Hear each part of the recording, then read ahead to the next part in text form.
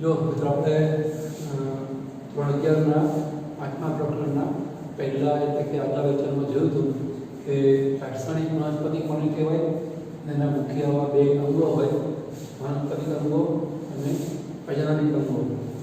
વનસ્પતિ અંગોમાં મૂળ પ્રકારનો પણ સમાવેશ થાય, કારણ કે વનસ્પતિ વૃદ્ધિ કરે છે એટલે કે વ્યક્તિગત વૃદ્ધિ કરે છે, વંશવૃદ્ધિ નહીં કરે. એ જે કરે એને કહેવાય પ્રજનન અંગો અથવા પ્રજનનિક અંગો. એમાં આવા 3 અંગોનો સમાવેશ થાય: પુષ્પ, ફળ અને બીજ. તો એ પૈકી આપણે ગયા વખતે મૂળની વાત શરૂ કરી હતી. ખાસ તો આપણે ગયા વખતે મૂળની વ્યાખ્યા જોઈ હતી કે વનસ્પતિની એવી ભૂગર્ભીય ધરી કે જે ધન જલાનુવર્તી હોય, ધન ભૂવર્તી હોય અને ઋણ પ્રકાશાનુવર્તી હોય, એને મૂળ કહેવાય. પછી આપણે મૂળના સામાન્ય કાર્ય જોયા હતા કે સામાન્ય રીતે મૂળ છે એ કોઈ પણ વનસ્પતિનું એ આવા 3 કામ તો કરે જ. એક તો સ્થાપન, વનસ્પતિને આધાર પર સાથે જકડી કે પકડી રાખવું. બીજું શોષણ, જમીનમાંથી ક્ષાર પાણીને શોષવા. અને ત્રીજું વહન, શોષાયેલા ક્ષાર પાણીને વહન કરીને ઉપર પ્રકાંડ તરફ પહોંચાડે. એ સિવાય એક સામાન્ય કામ આપણે જોયું હતું કે જો વનસ્પતિ જલજ હોય તો એની અંદર સંતુલનનું કામ પણ કરી આપે. કુદરતે જલજ વનસ્પતિના મૂળની ટોચે વિશિષ્ટ પ્રકારની રચના મૂકી હોય, એર બેગ, હવા ભરેલી કોથળી, અથવા એને એર પોકેટ પણ કહેવાય. એર પોકેટ મતલબ ગુજરાતીમાં મૂળ ગોહ. તો એને કારણે એ જલજ વનસ્પતિ સીધી રહેશે, પાણીના તરંગ કે મોજાને કારણે આડી કે ઊંધી થઈ જશે નહીં. તો આવી રીતે સ્થાપન, શોષણ, વહન અને સંતુલન એ કોઈ પણ મૂળના સામાન્ય કામ થયા. પછી આપણે જોયું તો ઘણી વખત બીજા કેટલાક વનસ્પતિના અંગો જેના ભાગમાં આવતું કામ જે તે અંગો પર્યાપ્ત માત્રામાં કરી શકતા ન હોય તો ઘણીવાર એ કામ મૂળ કરે છે. એવા આપણે ગયા વખતે કુલ 3 કામ સમજ્યા. આપણી ટેક્સ્ટ બુકમાં આપણને આ 3 કામ આપેલા છે. એક તો ખોરાક સંગ્રહ, જે કામ ખરેખર વનસ્પતિમાં ફળનું છે. ફળ છે એ ખોરાક સંગ્રહ કરે, બીજ વિક્રિયામાં કામ લાગે, અથવા પ્રતિકૂળ સંજોગોમાં ખોરાક સંગ્રહ કરેલો હોય તો કામ લાગે. પણ એ કામ મૂળ કરે છે.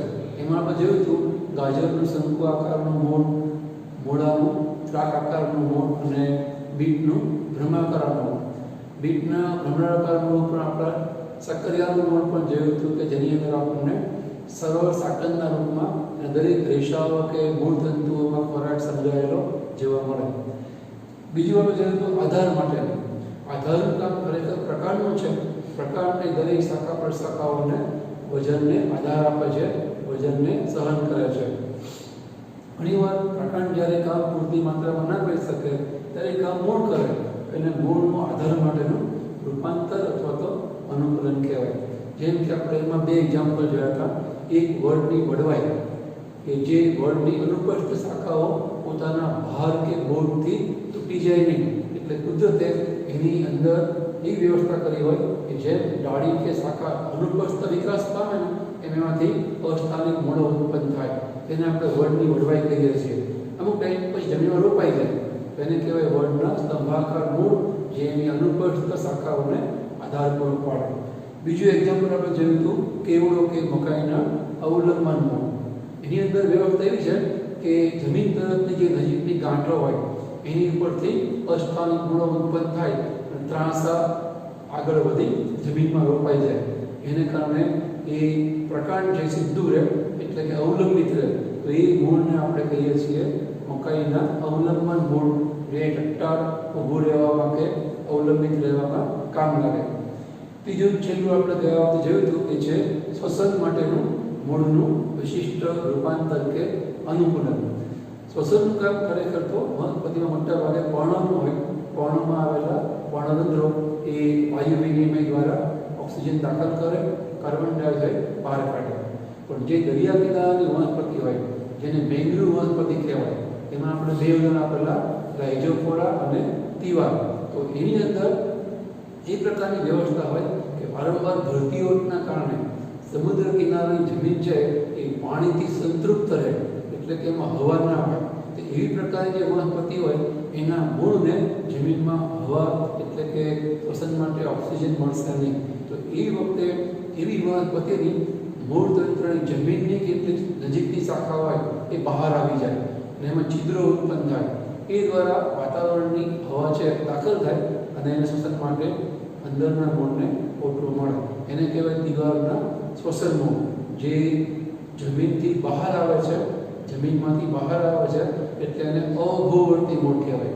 સામાન્ય રીતે આપણે મૂળની વ્યાખ્યામાં એવું કહીએ છીએ કે મૂળ એટલે જમીનની ઘન ભૂવર્તી ધરી, પણ અહીંયા દિવાલની અંદર શ્વસનના હેતુસર એ મૂળની વ્યાખ્યાને એક્સપ્લોઇટ કરી, મૂળની વ્યાખ્યાને અવગણી ઉપરવટ જઈ અને ઉલટી દિશામાં બહાર આવે છે.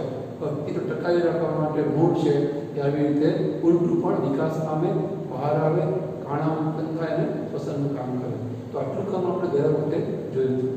હવે હું તમને જેમ મેં તમને ગયા વખતે થોડું આપણે આઉટ ઓફ ટેક્સ્ટ જઈએ છીએ. ઘણી વખત આમાંથી તમને પ્રશ્નો મળશે. તમે જૂના જે કંઈ બધા પ્રશ્નપત્ર જોઈશો નીટના કે જૂના જેવા વખતમાં એને પીએમ તે કહેવાતું, 4 વર્ષથી આપણે નીટ કહીએ છીએ. તમને જૂના પેપરમાં આ બધા ભાગો છે એ જોવા મળશે. નાનો અથવા આવા પ્રકારના રૂપાંતરો છે એને લગતા પ્રશ્નો અથવા કોલમ મેચિંગ તમને જોવા મળે. તો આપણે થોડું ઉપર ચાલુ એ પણ જોઈ લઈએ. કુલ એવી જગ્યા એક્સ્ટ્રા આપણને 6 કામ આપેલા છે. કુલ આપણે 9 રૂપાંતર જોયા કહેવાય. તો એક છે સહજીવી મૂળ. તમે લોકો નીચલા ધોરણમાં સહજીવન એટલે શું શીખ્યા છો? That means symbiosis. એ અને બી પૈકી એ બીને લાભ કરી આપે, બી એને લાભ કરી આપે, તો એ બે પરસ્પર લાભ કરી આપે છે, માટે એને પારસ્પરિકતા અથવા એને સહજીવન તરીકે આપણે ઓળખીએ છીએ. એની અંદર મૂળ પણ સહજીવન દર્શાવે છે. એવું ઉદાહરણ આપણને સિમ્બિકુળની વનસ્પતિમાં જોવા મળશે.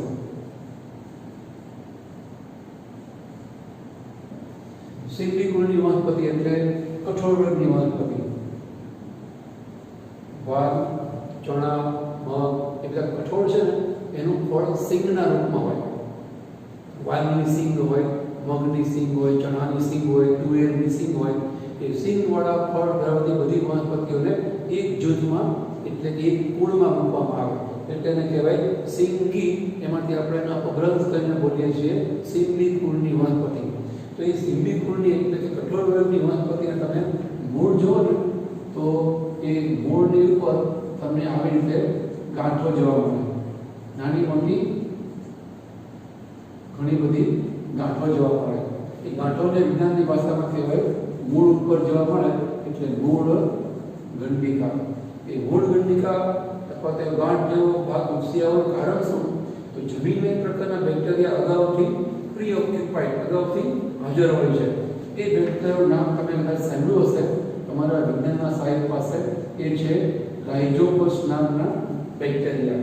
બેક્ટેરિયા એ આપણે આગળ ઉપર 1 થી 4 પાર્ટમાં શીખ્યા હોઈએ. મુખ્ય 4 આકારના હોય: દંડાણુ, ગોલાણુ, વક્રાણુ અને સર્પાણુ. એ પૈકી આ રાઇઝોબિયમ છે એ આવી રીતે દંડાણુ પ્રકારના બેક્ટેરિયા છે. એ જમીનમાં હોય જ. જેવું આપણે કઠોળને ઉગાડીએ એનું મૂળ તંત્ર વિકસે એ ભેગું જ એ બેક્ટેરિયા એની અંદર દાખલ થઈ જાય. સિમ્બિકુળની વનસ્પતિના મૂળની અંદર દાખલ થઈ જાય અને એમાંથી એ પોષણ મેળવે. એને કારણે સંખ્યા વધે. આપણે જાણીએ છીએ બેક્ટેરિયા દ્વિભાજન પદ્ધતિ પોતાની સંખ્યા વધારે, 2, 4, 8, 16, 32 સંખ્યા વધારે. આ સંખ્યાની વધે એ ભાગ મૂળના આવી રીતે ઉપસી આવે એટલે મૂળ ગંડિકા બીજું કંઈ નહીં પણ મૂળની કેટલીક પેશી અને દંડાણુ પ્રકારના રાઇઝોપસ પ્રકારના બેક્ટેરિયા અથવા એને આપણે રાઇઝોબિયમ પ્રકારના બેક્ટેરિયા, સોરી રાઇઝોબિયમ દંડાણુ પ્રકારના બેક્ટેરિયા. તો એ રાઇઝોબિયમ બેક્ટેરિયા અને મૂળની કેટલીક પેશી એ ઉપસી આવે એ ભાગને આપણે કહીએ છીએ મૂળ ગંડિકા. એકદમ ફ્રેશ હોય તો લગભગ ગુલાબી કલરમાં આપણને જોવા મળે. જે તમે તમારી પ્રયોગશાળામાં જોશો, તમારે આજે થિયરીમાં આવે છે ને એ તમારે થોડું લેબમાં શીખવાનું આવશે. તમે લોકો હવે હાયર સેકન્ડરીમાં આવ્યા, તમારે હવેથી એક નવું આયામ, એક નવું પરિમાણ ઉમેરાશે. તમે થિયરી જોડે હવે એને લગતા કેટલાક પ્રેક્ટિકલ્સ પણ લેબમાં કરશો. અહીં નોંધ તમે તમારી જનરલમાં કરશો. તમારે એક આ નવું પરિણામ ભણવામાં ઉમેરાશે. તો તમને આ મૂળ ગંડિકા તમારા લેબની તમારા લેબ ટીચર આપશે. એ જોકે બ્રાઉન કલર થયેલી હોય કારણ કે પ્રિઝર્વ થયેલી હોય, એ સંગ્રહિત થયેલી લાંબો સમય એટલે બ્લેક કે બ્રાઉન થયેલી હોય પણ ફ્રેશ છે ગુલાબી કલરની હોય. તો અહીંયા બેક્ટેરિયાને વનસ્પતિમાંથી પોષણ મળે છે. એ પોષણની કોષાય એ વિભાજનની વૃદ્ધિ કરે છે, એને કારણે ગાંઠ જેવા પ્રવૃત્તિ આવે છે. એની સાથે બેક્ટેરિયા મહત્વને શું ફાયદો કરી આપે? તો બેક્ટેરિયા છે એ જમીનમાં જે વાતાવરણમાં રહેલો મુક્ત નાઇટ્રોજન એને નાઇટ્રેટ અથવા નાઇટ્રાઇટ ના રૂપમાં સ્થાપન કરે. પછી ધ નાઇટ ગમે તે હોય, sodium nitrate, potassium nitrate, magnesium nitrate, આપણો એક અહીંયા નાઇટ્રોજન જે હવામાં મુક્ત સ્વરૂપમાં છે એને આ બેક્ટેરિયા એ નાઇટ્રેટ કે નાઇટ્રાઇટના સ્વરૂપમાં જમીનમાં ખેંચી લાવે. અને એ નાઇટ્રોજનનો ઉપયોગ છે એ આ સિલિકોનની વનસ્પતિનું મૂળ છે શોષણ કરેલું કરે. પછી એ નાઇટ્રોજનનો ઉપયોગ શું કરે? તેમાંથી બને એમિનો એસિડ. એનો ઉપયોગ શું? તેમાંથી બને પ્રોટીન. એટલા માટે આપણે એવું કહીએ છીએ કઠોળ છે એ પ્રોટીનથી ભરપૂર હોય. આપણે એવું કહીએ ચણા ઘોડા જેવા કહી દઈએ, એનું કારણ એમાં રહેલું પ્રોટીન. ચણા અથવા કોઈ પણ કઠોળ છે એ પ્રોટીનથી ભરપૂર હોય. એ પ્રોટીન બનાવવાનો કાચો માલ એ એમિનો એસિડ. એને બનાવવા માટે પુષ્કળ જોઈએ નાઇટ્રોજન. એ નાઇટ્રોજનને આ વનસ્પતિ હવામાંથી સીધું શોષણ કરી શકતી નથી. એને નાઇટ્રોજનના શોષ માટે આ બેક્ટેરિયા ઉત્પાદન આપવા પડે. એટલે હવે તમને ખ્યાલ આવી ગયો હશે કે બેક્ટેરિયા હવાના મુક્ત નાઇટ્રોજન નાઇટ્રેટના રૂપમાં વનસ્પતિને આપે છે. એના બેક્ટેરિયા કોઈ ઉપયોગ નથી. અને એના બદલામાં વળતા વનસ્પતિ છે બેક્ટેરિયાને પોષણ આપે છે. કારણ કે વનસ્પતિ છે એ પોતાના ઉપરના પર્ણો મારફતે ખોરાક બનાવે, નવા પેશી દ્વારા નીચે તો આવશે. આવી રીતે સિલિકોનની વનસ્પતિને બેક્ટેરિયા નાઇટ્રોજનના ક્ષાર સ્થાપિત કરી આપે અને વળતા સિલિકોનની વનસ્પતિ બેક્ટેરિયાને પોષણ આપે.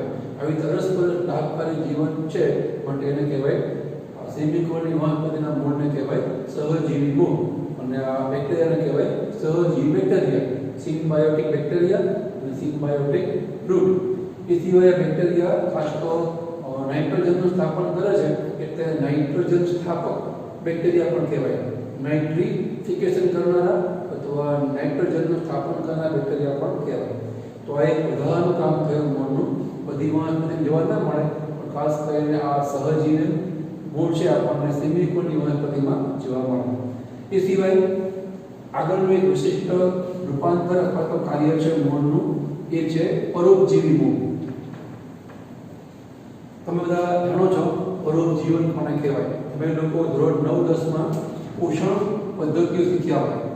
વનસ્પતિ પ્રાણીમાં પોષણ પદ્ધતિ એ તમે શીખ્યા કે મુખ્ય બે પ્રકારની હોય, સ્વાવલંબી અને પરાવલંબી.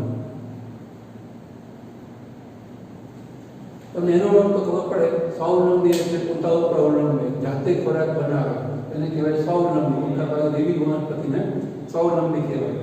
પરાવલંબી એટલે પર એટલે બીજા, ખોરાક માટે પોષણ માટે બીજા ઉપર અવલંબે. લગભગ બધા પ્રાણીઓ, આખી પ્રાણી સૃષ્ટિ એ ખોરાક માટે બીજા ઉપર આધારિત છે. માટે પ્રાણીઓ બધા પરાવલંબી કહેવાય. દેવી વનસ્પતિ બધી સ્વાવલંબી કહેવાય. અહીંયા આપણે લખ્યું છે પરોપજીવી. તો તમને મગજમાં આ સ્પષ્ટ હોવું જોઈએ કે what is the main difference between these two type of mode of nutrition. આ બે પ્રકારની પોષણ પદ્ધતિમાં મુખ્ય શું ફેર છે? આમ તમને ફર્સ્ટ ટાઈમ એવું લાગે તો તમે જ્યારે એ સરખું જ છે. પરાવલંબી એટલે બીજા ઉપર ખોરાક માટે અવલંબે, પરોપજીવી એટલે બીજા ઉપર જીવે. એના મતલબ પોષણ માટે બીજા ઉપર આધારિત હોય. એમાં ફેર છે. પરાવલંબીના બે પ્રકાર છે, પરોપજીવી અને મૃતોપજીવી. પરાવલંબી એટલે આપણે કેવો અર્થ કરીએ? બીજા ઉપર અવલંબે, પણ બીજા કોણ? બીજા સજીવ કે નિર્જીવ એ આધારે પરાવલંબી પોષણના બે પ્રકાર પડે, પરોપજીવી અને મૃતોપજીવી. હવે તમને આઈડિયા આવી ગયો હશે કે જ્યારે બીજા મૃતદેહ ઉપરથી સજીવો પોષણ મેળવે, જેમ કે બેક્ટેરિયા, ફૂગ, કોઈ પણ પ્રાણી મરી જાય રોડ ઉપર, 2 દિવસમાં એ સડવા માંડે, ઓવાટ થઈ જાય, ગંધા પુષ્કળ આપણને ગંદી વાસ આવે.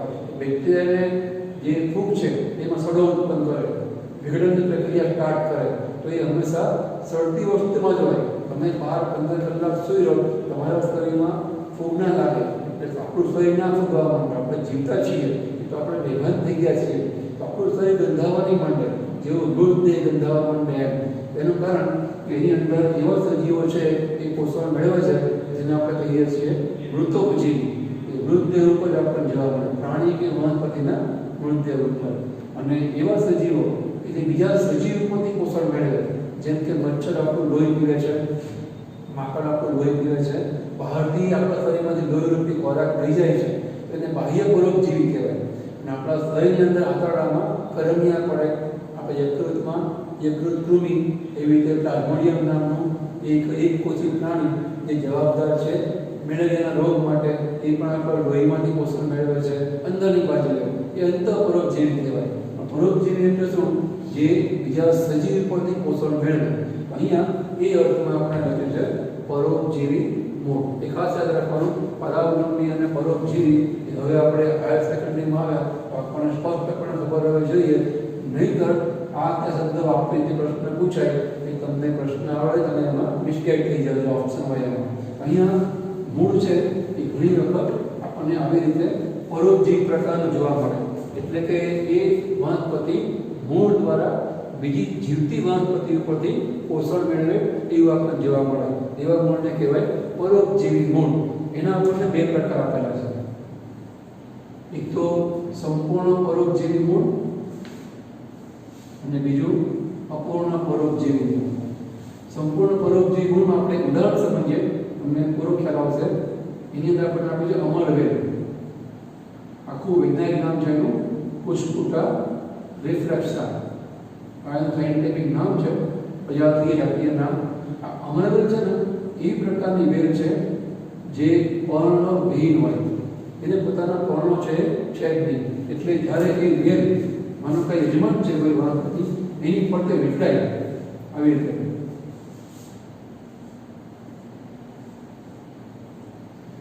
તો આ છે એ વેલ છે અમરવેલ. આ વનસ્પતિ માનો કે યજમાન છે. તો જ્યાં જ્યાં યજમાન વનસ્પતિને અમરવેલ છે સ્પર્શે, ત્યાં ત્યાં એવી પ્રકારના મૂળ ઉત્પન્ન થાય જે વનસ્પતિમાં યજમાન વનસ્પતિમાં દાખલ થઈ જાય. એટલે એને કહેવાય ચૂષક મૂળ. કારણ કે એ જે મૂળ છે અમરવેલના, એ યજમાનની જલવાહક અને અન્નવાહકમાં દાખલ થઈ જાય. જલવાહકમાંથી ક્ષાર પાણી શોષે, અન્નવાહકમાંથી તૈયાર મળે ખોરાક શોષે.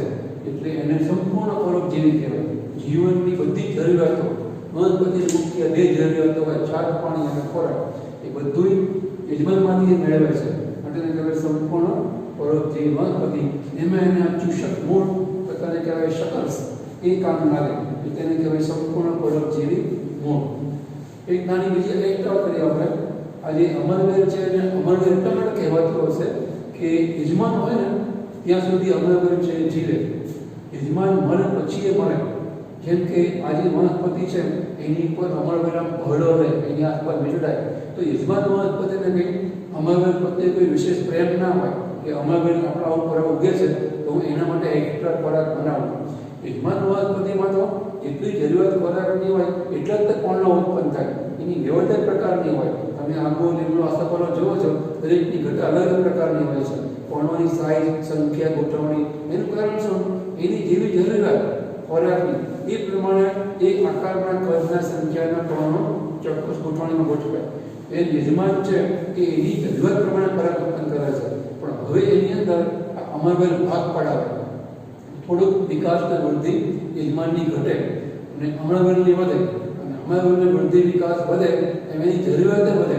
એક સમય એવો આવશે અમરવેલ યજમાનનો એટલો બધો ભરડો લે, એને કારણે યજમાનનો બધો ખોરાક અમરવેલ લઈ લે. એને કારણે હવે યજમાનના બધા પર્ણો સુકાઈ ખરી પડશે અને જે યજમાન છે સુકાઈને મરી જશે. એ વખતે અમરવેલ હોય, છેલ્લો બધો ખોરાક જે અમરવેલને મળ્યો હોય, એટલે યજમાન મરે ત્યાં સુધી એ વેલ જીવતી હોય. એના માટે અમર કહેવાય. જો કે યજમાન મરે એટલે અમરવેલ પણ ના રહે, એ પણ સુકાઈ જાય. તો અહીંયા ટૂંકમાં અમરવેલ સંપૂર્ણપણે યજમાનની ઉપર આધારિત છે, માટે એને કહેવાય સંપૂર્ણ પરોપજીવી મૂળવાળી અમરવેલ. એની સામે એક એક્ઝામ્પલ છે વાંદો નામની વનસ્પતિ, લોરેન્થસ અથવા તો વાંદો. વંદોની એ 7મા પાઠમાં આવશે પ્રાણી છે. આ વનસ્પતિનું નામ છે વાંદો. એની ખાસિયત એ છે કે હંમેશા યજમાન વનસ્પતિ ઉપર જ થાય. માનો કે યજમાન વનસ્પતિ છે, ઉદાહરણ તરીકે સુરણ.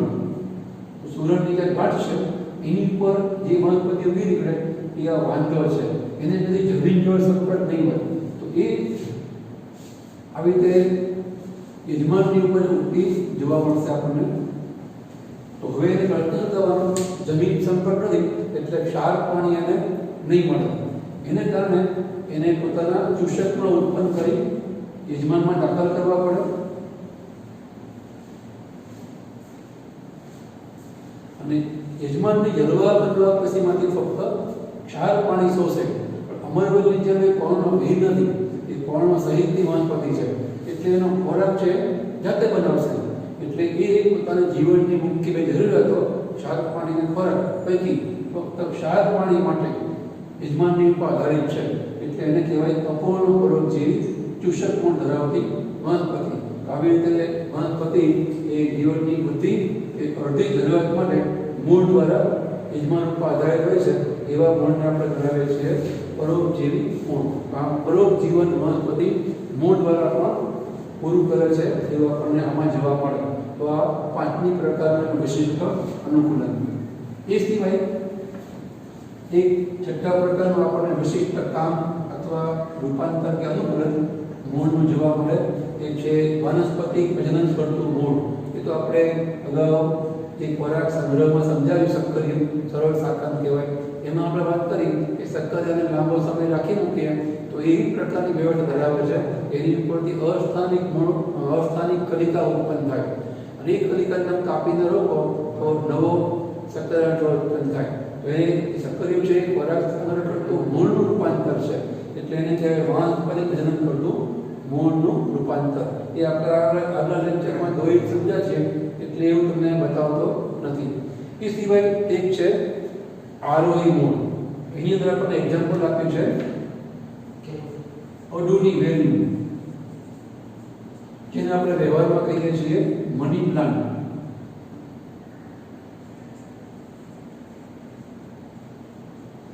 એના માટે લોકવાયકા એવી છે કે ઘરમાં બધા ઉગાડતા હોય છે વેલ દોરી સાધારણ કે તાર ઉપર એક મીઠાઈને ઉગી નીકળે છે.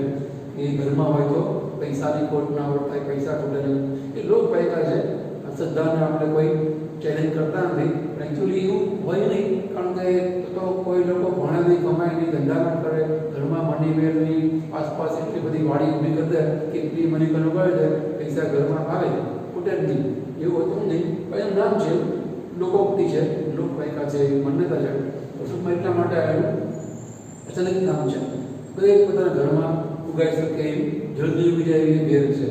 એ વેલ એટલા માટે એનું પ્રકાર નબળું છે એટલે ટટ્ટાર ઉભું રહેવા માટે એને કોઈને કોઈ આધાર જોઈએ.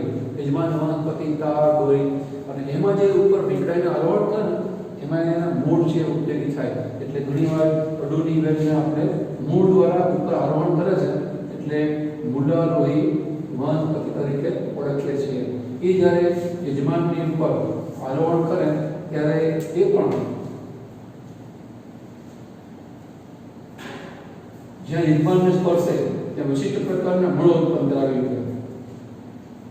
આપેલા અમરવેલ જેવા મૂળ નથી કે જે યજમાનની અંદર દાખલ થાય. આ તો એની બહારને બહાર રહેશે. થોડોક સમય મૂળ છે ને ચીકણા પદાર્થનો સ્ત્રાવ કરે. ચીકણા પદાર્થને વિજ્ઞાનની ભાષામાં આપણે કહીએ છીએ શ્લેષ્મ પદાર્થ. તો આ મૂળ શ્લેષ્મ પદાર્થનો સ્ત્રાવ કરે છે માટે એને શ્લેષ્મ સ્ત્રાવી મૂળ તરીકે આપણે ઓળખીએ છીએ. શ્લેષ્મ સ્ત્રાવી મૂળ થોડોક સમય ચીકણા એવા શ્લેષ્મ પદાર્થનો સ્ત્રાવ કરશે. અમુક સમય પછી એ બંધ થઈ જશે અને પછી એ ચીકણો આપણે સુકાઈ જાય તો જસ્ટ લાઈક ગમ ગુંદર જેવું કામ કરે, ચોટી જાય. એને કારણે જે વિખરાયેલી અમરવેલ છે એ સરખીને નીચે ના આવી જાય. આવી રીતે અમરવેલ અડુની વેલ શ્લેષ્મની મૂળ દ્વારા યજમાનની ફરતે આરોહણ કરે છે માટે એને કહેવાય મૂલારોહી પ્રકારની વનસ્પતિ અથવા તો એના શ્લેષ્મની મૂળને કહેવાય આરોહી મૂળ. યાદ રાખવાનું ચૂષક મૂળ છે અમરવેલના વાંદના એ યજમાનમાં દાખલ થાય ત્યારે આ શ્લેષ્મની મૂળ છે એ યજમાનની અંદર દાખલ નહીં થાય. એ ફક્ત બહારને બહાર ચોંટી રહેવા માટે એને સખત કે મજબૂત પકડ આપવા માટે ઉપયોગી થાય. એ આરોહી મૂળ તરીકે આપણે ઓળખીએ છીએ. એના પછી એક આવશે વિશિષ્ટ પ્રકારનું કામ મૂળનું. એક છે પ્રકાશ સંશ્લેષણનું. એકચ્યુઅલી એ કામ પર્ણનું છે પણ એક વનસ્પતિ છે એનું નામ છે ગળો, ટીનોસ્પોરા અથવા તો ગળો. એ વનસ્પતિમાં એ પ્રકારની વ્યવસ્થા છે કે વૃદ્ધિનો દર વધારે છે. Growth rate is higher than the rate of food production. જે ખોરાક બનવાનો દર છે ને એ ઓછો છે અને ઉદ્યોગો વધારે છે, એનું કારણ એના પર્ણો છે ઓછા છે. તો ઓછા પર્ણ દ્વારા જે ખોરાક બને એ એને પૂરતો થાય નહીં, એટલે જે ખોરાકની ખોટ કે ઘટ પડે એ પૂરી કરવા માટે એની અંદર લીલા મૂળ ઉત્પન્ન થાય. ઉદાહરણ તરીકે આ યજમાન છે, યજમાનની કોઈ ડાળી છે, એની ફરતે